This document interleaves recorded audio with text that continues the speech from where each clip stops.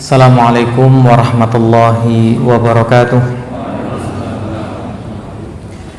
Bismillah, alhamdulillah, wassalatu wassalamu ala rasulillah wa ala alihi wa sahbihi wa man walah, amma ba'du. Akhwati fillah rahimani wa rahimakumullah. Alhamdulillah, kita lanjutkan pembahasan kita pada kitab Riyadhus Shalihin karya Imam An-Nawawi Asy-Syafi'i rahimahullah ta'ala. Kita masuk pada bab 44, yaitu tauqirul ulama'i wal kibari wa ahlil fadli, memuliakan para ulama, orang-orang yang sepuh, orang yang punya keutamaan, wa taqdimuhum ala ghairihim, dan mendahulukan mereka semua atas yang lainnya, wa raf'u majalisihim, mengangkat majlis-majlis mereka, wa idharu martabatihim, dan menampakkan kedudukan mereka. Ini sebenarnya kembali kepada satu kalimat singkat, yaitu menempatkan segala sesuatu pada tempatnya. Para ulama, orang yang berumur, orang yang punya kemuliaan, ya harus ditempatkan sesuai dengan apa? Kemuliaannya. Nah, salah satunya adalah mendahulukan mereka, tidak lancang berbicara lebih dulu dari mereka ataupun sikap yang lainnya. Penulis rahimahullah mengawali dengan firman Allah di surat Az-Zumar ayat 9, di mana ini adalah ayat yang nanti akan berulang. Saya katakan berulang karena ini ayat yang juga baru kita baca kemarin hari Ahad dengan kawan-kawan di Ngujung, yaitu di bab apa? Keutamaan ilmu, di bab 241. Jadi diingat-ingat dari sekarang ya. Nanti 200 bab berikutnya atau 190 berapa berarti? 241 dikurangi 44, 197 bab lagi. Yang itu butuh beberapa tahun. Tadi dengan teman-teman di Ngujung sudah berapa Pak Ji? Sekitar 8-9 tahun ya, sampai pada bab itu. Nah, ini juga berkaitan dengan firman Allah, apa itu? Qul hal yastawil ladzina ya'lamuna wal ladzina la ya'lamun, innama yatadzakkaru ulul albab. Katakanlah wahai Muhammad, apakah sama orang-orang yang mengetahui dan orang-orang yang tidak mengetahui? Sebuah pertanyaan yang jawabannya jelas, sehingga kita katakan pertanyaan yang tidak butuh jawaban. Orang yang berilmu dengan yang tidak berilmu sama tidak? Jelas tidak sama. Sehingga itu pula yang dituntut dari kita dalam mensikapinya. Dalam mensikapi ini ternyata bukan sekedar dalam memuliakan. Ini sisi lain yang tersirat. Kalau yang tersurat adalah memuliakan ahli ilmu, orang berilmu, apa yang tersirat? Memaklumi orang-orang yang tidak berilmu. Seperti bagaimana sikap Rasulullah SAW terhadap si Badui yang kencing di masjid. Jadi kadang itulah yang harus kita lakukan. Di satu sisi kita terhadap yang berilmu, ketika dia menjalankan ilmunya, ya dimuliakan, dihormati. Kepada yang berilmu, ketika dia tidak menjalankan ilmunya, ditegasi. Seperti sikap Rasulullah terhadap sebagian sahabat, misalnya dalam kisah orang yang pakai cincin emas, langsung diambil, dibuang. Ini sikap tegas. Siapa masih ingat? Dari mana kita bisa mengambil kesimpulan orang ini orang berilmu sehingga disikapi tegas oleh Rasulullah? Sudah berlalu ya hadisnya? Masih ingat nggak? Dibuktikan ketika Rasulullah SAW pergi, sebagian sahabat menyuruh mengambil cincin tersebut karena haram itu untuk dipakai. Kalau dijual, dihadiahkan untuk istrinya, halal tidak? Halal. Tapi apa jawabnya? La akhudhu syai'an qad tarahahu Rasulullah sallallahu alaihi wasallam. Aku enggak akan ngambil sesuatu yang sudah dibuang oleh Rasulullah SAW. Menunjukkan level keimanannya. Maka disikapi oleh Rasulullah SAW dengan tegas. Sebaliknya, orang yang tidak berilmu, ketika melakukan kesalahannya karena ketidakilmuannya, dimaklumi.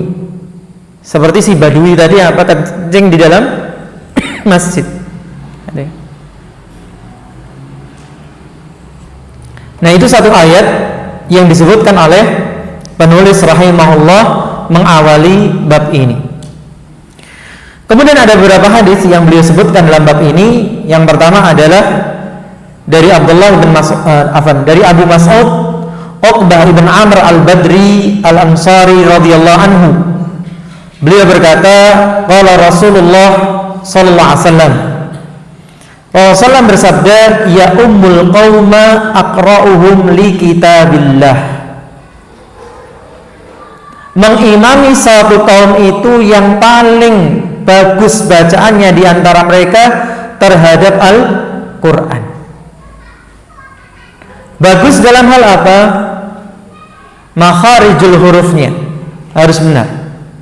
Bagus dalam apa? Hukum tajwidnya. Kemudian yang berikutnya baru pada apa? Hafalan dan suaranya. Karena namanya suara itu karunia dari Allah. Maka diukur dari itu dulu.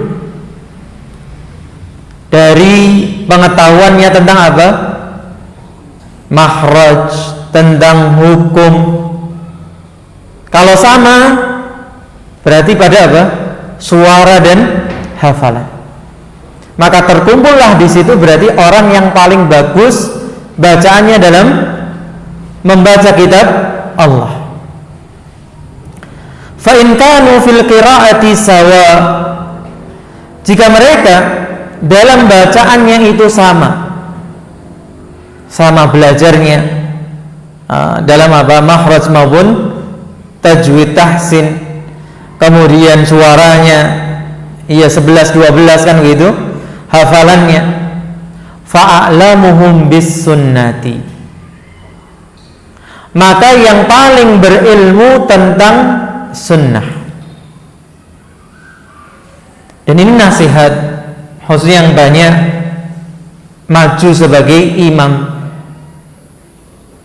khususnya belajarlah tentang apa? Hukum-hukum salat dan hukum-hukum menjadi imam.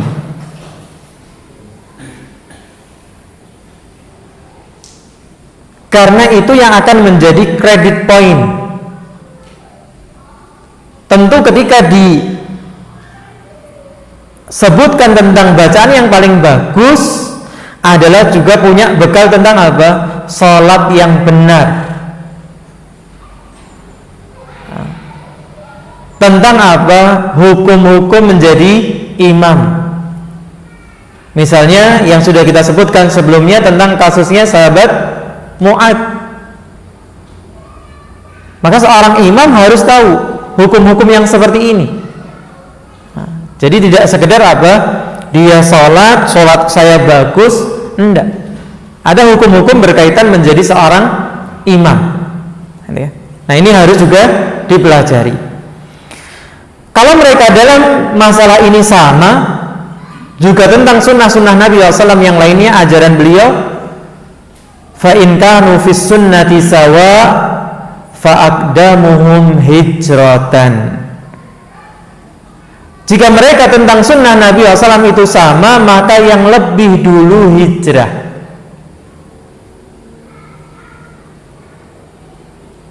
Dalam riwayat yang lain yang lebih dulu masuk Islam.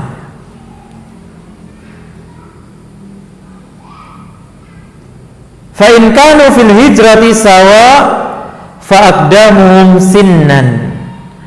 Nah, ini yang terbalik di tengah masyarakat. Jikalau mereka hijrahnya sama, maka yang lebih banyak umurnya. Nah, kaidah ini banyak di masjid-masjid dibalik. Yang penting umurnya dulu. Bacaannya malah yang terakhir. Nah, ini yang bikin banyak orang galau. Gitu ya. Makmum tapi imamnya kok bacaannya Al-Fatihahnya ya begitu. Mau ditegur, lah wong luweh senior, luweh sepuh kan gitu. Dan banyak saya mendapati pertanyaan seperti itu. Gitu ya. Maka itulah yang terjadi ketika kita meninggalkan ajaran Rasulullah Sallallahu Alaihi Wasallam. Pasti kita beragama itu akan kacau. Agama ini sudah ada aturannya. Ketika dibuat aturan sendiri, bahkan aturannya sama tapi dirubah, dibalik, pasti menimbulkan kekacauan, ketidaknyamanan. Maka ternyata sudah jelas. Kalau punya level haji gelar haji tapi bacaannya ya kalah baik, ya serahkan kepada yang lebih baik. Nah, ini bukan masalah gengsi-gengsian. Ya. Kemudian, nah ini termasuk juga hukum berkaitan dengan imam. Meskipun ada kaidah-kaidah ini, selalu dalam kaidah itu ada pengecualian. Meskipun jenengan lebih bagus bacaannya, lebih mengetahui tentang hukum, tapi kalau ada orang yang bacaannya kurang dari Anda, artinya bukan kurang itu salah total, tidak, hanya mungkin hafalannya kurang atau bacaannya kurang indah,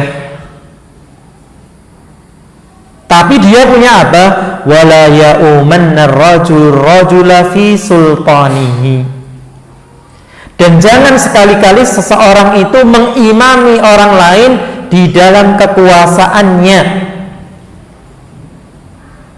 Jenengan jadi tamu di sebuah masjid, sudah ada imam tetap, bukan karena suara Anda indah langsung maju. Itu ya. Bukan karena hafalannya banyak langsung maju, tidak. Kecuali memang diminta. Maka tidak boleh orang itu mengimami, bahkan digunakan di sini non taukid. Ya umanna. Jangan sekali-kali mengimami seseorang pada kekuasaan wilayah orang lain. Demikian pula orang-orang, ini tentunya terjadi di masa lalu, para pemimpin itu yang menjadi imam, gitu ya. Makanya sahabat Ali radhiyallahu anhu waktu itu dibunuh ketika berangkat, mengingatkan masyarakatnya untuk bangun sholat subuh. Demikian pula yang terjadi pada sahabat Umar radhiyallahu anhu ketika menjadi imam sholat subuh. Maka tidak boleh. Nah, kalau di sebuah kantor misalnya ada kepala dinasnya atau kepala bagiannya yang memang biasa jadi imam, nah, meskipun suaranya nggak indah misalnya, ya sudah. Nah, kita bersabar. Yang penting apa? Bacaannya benar. Nah, ini menunjukkan apa? Penghargaan Islam terhadap ilmu seseorang. Maka demikian pula sikap kita sebagai individu menghargai seseorang dengan ilmu yang dia punya. Kemudian hal lain yang disebutkan dalam hadis ini, wala yaqud fi baitihi ala takrumatihi illa biidnihi. Dan tidak boleh kita duduk di rumah orang yang punya kedudukan tadi di atas penghormatan dari dia kecuali dengan izinnya. Jadi kalau kita mau bertamu itu ya harus izin dulu. Jangan memaksakan diri untuk apa? Bertamu pada seseorang. Dan itu selaras dengan hadis yang lain. Al-isti'dzanu thalathah. Minta izin itu berapa kali? 3 kali. Ya, kalau kita mengetuk pintu atau mengucapkan salam 3 kali tidak dijawab, ya sudah. Demikian pula apa? Dimasukkan para ulama dalam bahasan itu menelpon. Ya dimaklumi. Orang itu punya kesibukan, orang itu punya keperluan dan sebagainya. Nah, kita datang bertamu, meskipun sudah mengetuk 3 kali, kok tidak ada jawaban dipersilakan dari dalam, ya sudah. Kita memang siap apa? Untuk balik pulang. Kemudian dalam riwayat yang lain, ya ummul qauma aqra'uhum li kitabillah wa aqdamuhum qira'atan. Fa in kana qira'atuhum sawa fa ya ummuhum aqdamuhum hijratan. Fa in kanu fil hijrati sawa fal ya ummuhum akbarahum sinnan. Ini sama, hanya lebih singkat. Baik, kita beralih kepada hadis yang kedua. Masih dari sahabat yang sama, Abu Mas'ud Uqbah bin Amr al-Badri al-Ansari radhiyallahu anhu. Beliau bercerita, kana Rasulullah sallam yamsahu manakibana fis shalah. Nah, ini juga hukum-hukum berkaitan dengan seorang imam. Apa itu? Dahulu kala Rasulullah itu mengusap, memegang pundak-pundak kami di dalam sholat. Artinya menjelang pelaksanaan sholat, mengatur shaf. Bahkan diriwayatkan kadang ada petugasnya khusus untuk merapikan shaf. Kemudian beliau mengatakan apa? Istawu wala tahtalifu fatahtalifa qulubukum. Rapikanlah, luruskanlah, dan jangan apa? Bengkak-bengkok. Jadi shaf itu diluruskan, dirapihkan, dan itu tidak sekedar apa? Omongan. Karena kita kadang mendapati pada sebagian masjid mengamalkan sunnah ini. Sawu sufufakum fa inna taswiyatas sufuf min iqamatis shalah atau min tamamis shalah. Makmumnya sami'na wa ata'na, tapi shafnya meledak-meledok. Nah, ini nggak tahu imamnya paham apa enggak, makmumnya paham apa enggak. Seakan itu hanya sebuah seremonial, gitu ya. Si imam juga enggak nengok kondisi makmumnya bagaimana, dan si makmum mengatakan sami'na Wa ata'na, kami mendengar, kami taat, jebule enggak taat. Maka seorang imam mengecek, bahkan kalau perlu yang disuruh sana itu agak maju, itu agak mundur, kok enggak pas-pas ya, datangi, ini pundaknya dipegang. Jadi itu yang dulu dilakukan oleh Rasulullah Sallallahu Alaihi Wasallam. Jadi tidak cuek dengan keadaan siapa? Makmumnya. Kemudian juga beliau mengingatkan, dan di sini poinnya atau sebelumnya, ketika dikatakan fatahtalifa qulubukum,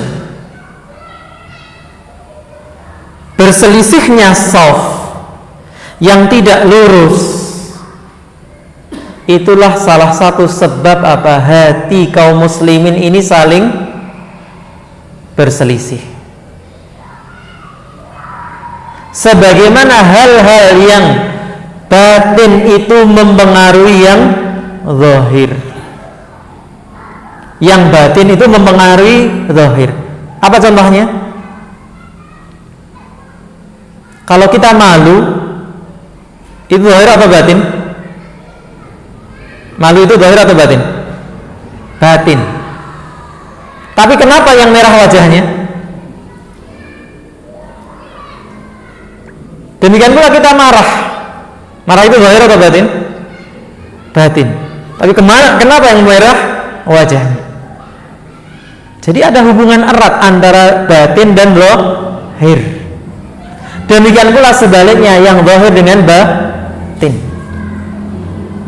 Orang kalau untuk rata, rapih safnya. Dan kenapa saya tidak mengatakan rapat? Karena masalah rapat ini kemudian ternyata para ulama berbeda pendapat. Memang yang lebih utama adalah rapat. Jangan sampai ada celah. Tapi kita pahami, artinya tidak rapat itu juga bukan kemudian berjauhan seperti yang terjadi di tengah masyarakat. Jadi masalah menempelkan kaki ke kaki itu perlu difahami, itu permasalahan yang para ulama dari dulu sampai hari ini berbeda pandangan. Tapi masalah rapatnya, berdekatannya tidak ada perbedaan pendapat. Jadi bukan kemudian kita membiarkan ada celahnya, apalagi dengan alasan yang konyol. Ketika Rasulullah mengatakan jangan biarkan celah-celah itu untuk setan. Kemudian ada yang pakai dalil oh ya alhamdulillah berarti ngajak setan sholat. Rotok ngeluh gitu ya. Ini kias yang fasid batil gitu ya. Maka subhanallah, gambaran kaum muslimin yang orang seringkali mempropagandakan, mengkampanyekan tentang persatuan, sebenarnya lihat saja tentang safnya. Selama safnya nggak bisa rapi, nggak bisa rapat, gitu ya. Bukan berarti harus berdempetan, gitu ya. Berdempetan tentu lebih utama. Tapi selama mereka nggak bisa melakukan itu, ya inilah kondisi kaum muslimin. Nggak bisa bersatu. Kenapa?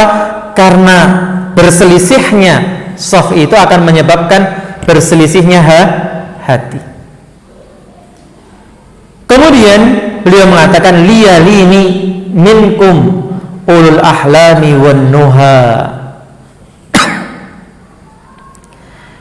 Liyalini diterangkan setelah hadis atau sebelumnya, thumma alladhina yalunahum thumma alladhina yalunahum. Liyalini huwa bitahfifin nun wa laysa qablaha ya. Liyali bukan liyalini, bukan ya, tapi tanpa ya. Artinya supaya ada di belakangku, yaitu Rasulullah sebagai imam. Siapa yang berhak di belakangnya?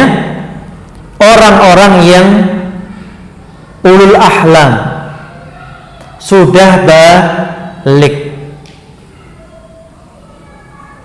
sehingga kadang anak-anak itu malah gerombol di belakang imam. Ini tidak tepat. Tapi Syekh Utsaimin juga mengingatkan, tidak tepatnya ini terjadi kenapa? Karena sikap yang dewasa tidak tepat. Yang merasa balik dan yang merasa ulun nuha al-uqul, yang berakal, artinya yang siap ganteni imam. Kalau duduk yondang burine imam. Sehingga sering kita dapati belakangnya imam, akhirnya anak-anak yang nempati. Siapa yang salah? Sing tuwek. Ya. Dan ketika kita memindahkan anak-anak ini ya dengan halus, dengan baik, gitu ya. Jangan yang kadang terjadi, cah cilemburi.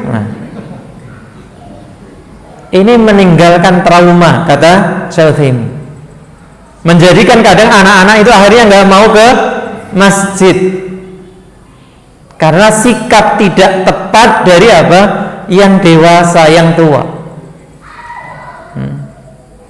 Kadang saya mendapati status sebagian teman itu mengeluhkan itu juga, karena kadang sebagian orang yang dewasa yang sudah sepuh nggak sabar lihat anak itu gegeran di masjid, tondang gitu. Dan kadang nendangnya ya tidak terukur, karena ya mungkin di rumah ada masalah, ke masjid maunya sholat, malah anak-anak gegeran, tambah jadi sansak gitu ya. Nah, ini bahaya, menyebabkan mereka trauma, nggak mau akhirnya ke masjid. Maka sikap-sikap kita juga harus tepat. Dan ketika Rasulullah SAW memerintahkan agar ada di belakang beliau orang yang balik, orang yang berakal, yang memenuhi syarat untuk menjadi imam, itu bagaimana Rasulullah SAW menempatkan orang pada tempatnya. Kemudian hadis yang ketiga dari sahabat Abdullah bin Mas'ud radhiyallahu anhu, beliau mengatakan, qala Rasulullah sallallahu alaihi wasallam, berkata Rasulullah sallam, hadis yang sama, liyalini minkum ulul ahlami wan nuha thumma alladhina yalunahum thalathan. Kenapa kemudian disebutkan di sini ada tambahan wa iyyakum wa haisyatil aswaq, dan hindari oleh kalian keributan di pasar. Kadang ketika sholat sudah mau dimulai masih ngobrol, masih berbicara. Nah, ini dihindari.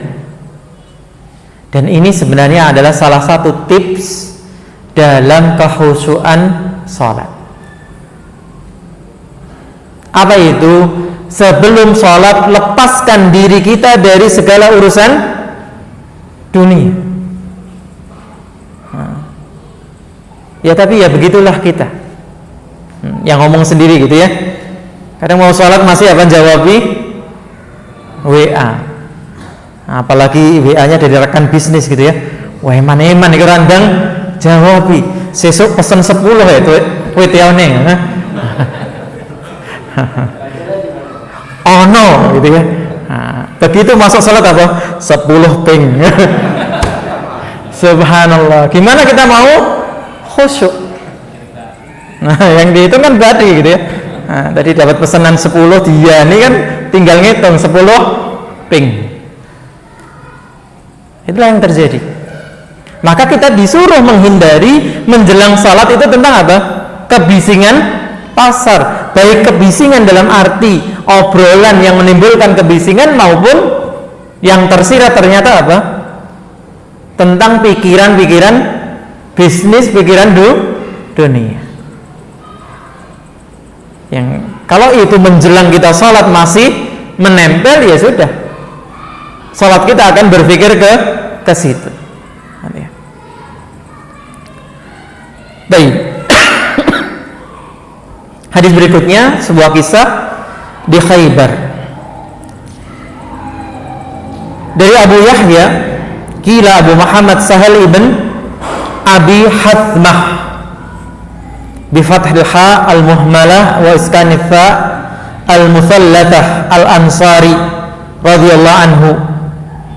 Sahal ibn Abi Hathmah menceritakan, intalaqa Abdullah ibn Sahal wa Muhaisah ibn Mas'ud ila Khaybar wa hiya yawma idzin sulhun.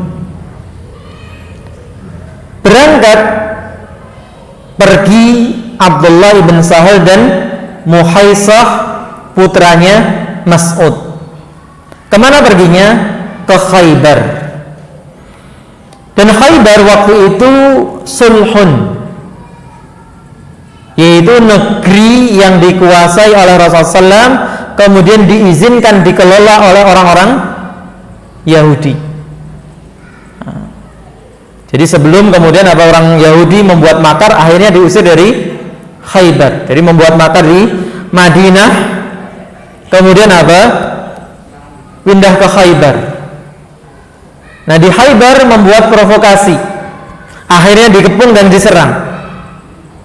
Setelah ditaklukkan, mereka masih diberi kesempatan untuk mengelola Khaybar dan dilakukan bagi hasil.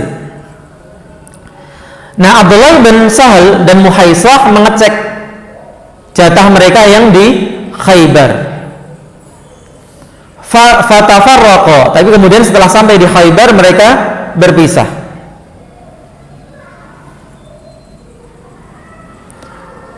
Baik, dibaca terjemahnya.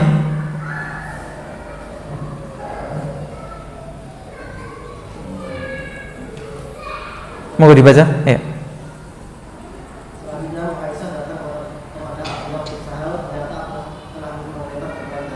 Apa?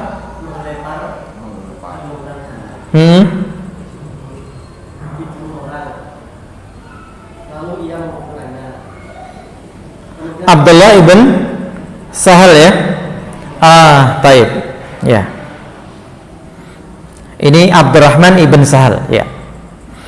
Tadi yang berangkat Abdullah ibn Sahal dan Muhaisah. Kemudian terpisah. Ternyata kemudian Abdullah ibn Sahal itu terbunuh dan dimakamkan. Dan ini menunjukkan ya seorang itu seharusnya dimakamkan di tempat dia meninggal. Apa hikmahnya? Disegerakan pemakamannya. Ya karena waktu itu alat transportasi begitu lambat gitu ya, adanya kuda atau onta. Tapi itulah seharusnya. Kecuali kalau tidak ada yang mengurus dan sebagainya, nggak apa-apa dibawa pulang seperti yang terjadi pada sebagian peperangan. Summa qadimal Madinata. Akhirnya tinggal siapa berarti? Muhaisah pulang ke Madinah. Fantalaka Abdurrahman ibn Sahal wa Muhaisah wa Khuwaisah ibna Mas'ud ila Nabi sallam. Akhirnya Muhaisah ditemani saudaranya Abdullah, yaitu Abdurrahman ibn Sahal. Muhaisah juga ditemani oleh Khuwaisah, saudaranya. Keduanya putranya dari Mas'ud. Datang kepada Nabi SAW. Fadhahaba Abdurrahman yatakallam. Dhahaba maksudnya apa? Bada'a. Dhahaba kalau bertemu dengan fi'il mudhari' adalah artinya mulai, bukan pergi. Abdurrahman mulai berbicara. Faqala, maka berkata, siapa berkata? Nabi sallallahu alaihi wasallam. Nabi sallallahu mengatakan kabbir kabbir. Apa artinya takbir? Bukan suruh bertakbir gitu ya. Tapi yang tua dulu, wa huwa ahdathul qaumi, karena si Abdurrahman ibn Sahal ini yang paling muda di antara siapa? Khuwaisah dan Muhaisah, itu Abdurrahman yang paling muda. Nah, di sini poinnya yang berkaitan dengan pembahasan kita. Kalau tadi hadis-hadisnya berbicara tentang orang yang berilmu, ini tentang orang yang lebih berumur. Jadi sebenarnya pendidikan yang dulu kita dapatkan waktu kecil yang sudah luntur hari ini, misalnya apa? Makan, duduk dan sebagainya, itu selalu yang siapa? Yang lebih sepuh dulu. Gitu ya. Kita dulu anak-anak diingatkan, yang sepuh dulu, gitu ya. Dan alhamdulillah kita hidup di zaman apa? Ya diingatkan begitu langsung manut gitu ya. Bocah saiki, sing selesai selalu yo. Subhanallah, anak sekarang luar biasa gitu ya. Maka ini yang perlu kita pelan-pelan menanamkan pada generasi kita yang ternyata ini selaras dengan ajaran agama. Bahkan dalam urusan apa? Berbicara. Sehingga kalau jenengan ini juga apa? Unggah-ungguh yang perlu dijaga ketika di kampung, pertemuan warga begitu ya. Yang muda-muda ini khususnya jangan merasa apa? Punya ide dan sebagainya terus mendahului yang tua.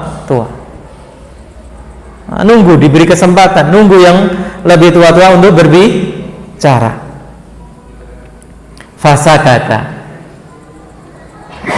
Dan inilah para sahabat ketika diingatkan ya langsung diamalkan. Maka diamlah siapa? Abdurrahman ibn Sahal. Fatakallama. Akhirnya apa? Kedua orang tadi yang lebih tua, si Muhaisah dan Khuwaisah, yang berbicara. Kemudian Rasulullah SAW memutuskan, atahlifuna wa tastahiquna qatilakum. Nah, tentu ini hadisnya panjang, di sini tidak lengkap. Kita harus membicarakan apa? Kelengkapan hadis ini, kejadiannya dan keputusan setelahnya. Wa dzakara tamamal hadis, dan disebutkan apa? Hadisnya secara sempurna. Tapi intinya sudah kita dapatkan tentang apa tadi? Mendahulukan yang lebih tua dalam hal apapun, khususnya ketika berbicara, hal-hal yang seharusnya mereka didahulukan. Kemudian kembali kepada masalah ilmu, riwayat yang masyhur tentang pemakaman para sahabat dalam peristiwa perang Uhud. An Jabir radhiyallahu anhu anna Nabiyya sallallahu alaihi wasallam kana yajma'u bainar rajulaini min qabla Uhudin, yakni fil qabri. Dahulu kala Nabi SAW mengumpulkan antara dua orang dari korban perang Uhud. Maksud beliau adalah dalam kuburannya. Dan ini dalil bolehnya apa?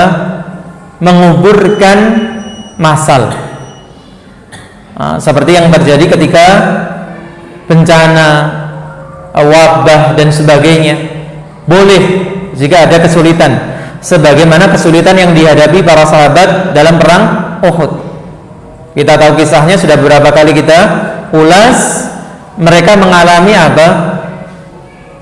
Kekalahan dalam tanda kutip, ya. Karena sebagian ulama tidak mau menyebutkan itu kekalahan. Buktinya apa? Orang-orang Quraisy tidak mengambil rampasan perang, tidak menghabisi kaum muslimin, tapi mereka pulang ke Mekah. Nah, korban begitu banyak, yang terluka juga banyak. Korbannya saja apa? 70 sekian sahabat. Sebanding dengan korban yang terjadi bagi orang Quraisy dalam perang Badr. Maka mereka waktu itu diantara alasannya pulang, mereka merasa puas sudah banyak korban. Belum lagi yang luka. belum lagi kelelahan yang didapati kaum muslimin. Maka Rasulullah memutuskan untuk menjadikan beberapa orang dalam makam.